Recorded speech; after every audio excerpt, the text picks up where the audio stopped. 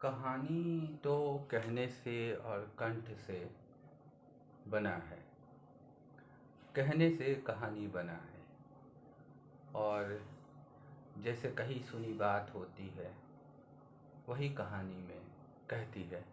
और कहानी में जो ध्वनियाँ होती हैं वो कही हुई ध्वनि होनी चाहिए, जैसे कि वो है।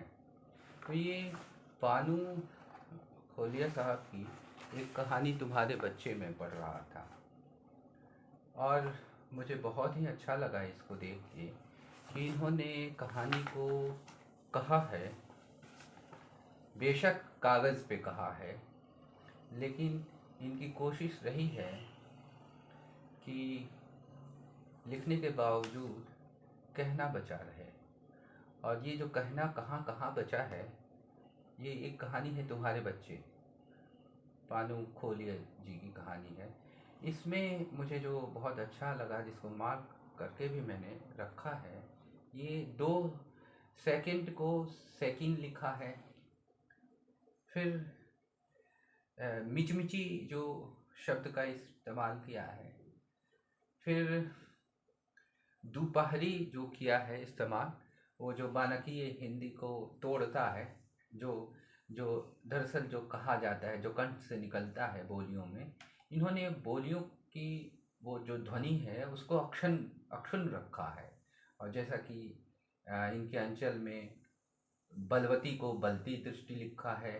फिर टाल मटोल को इन्होंने तामलोट लिखा है।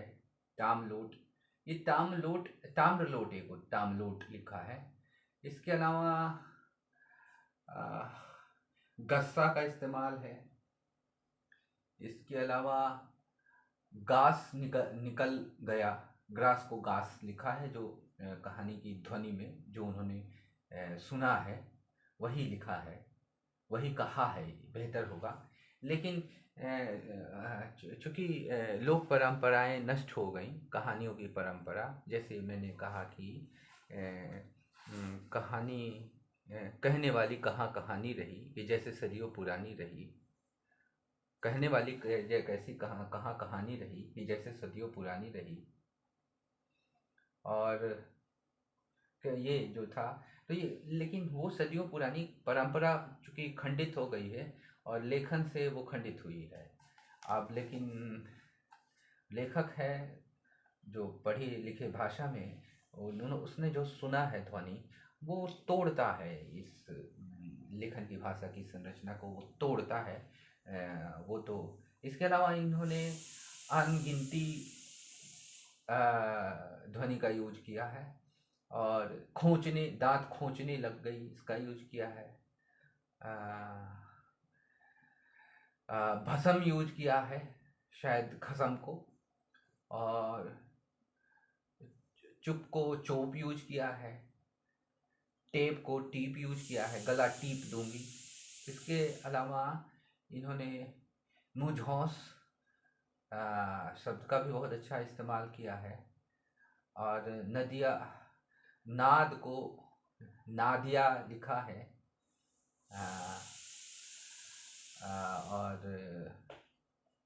इस तरह से जो शब्दों का, ध्वनियों का, और पृथ्वी को पृथरी लिखा है, तो ये पृथरी भी किसी के, तो ऐसा लिखा है।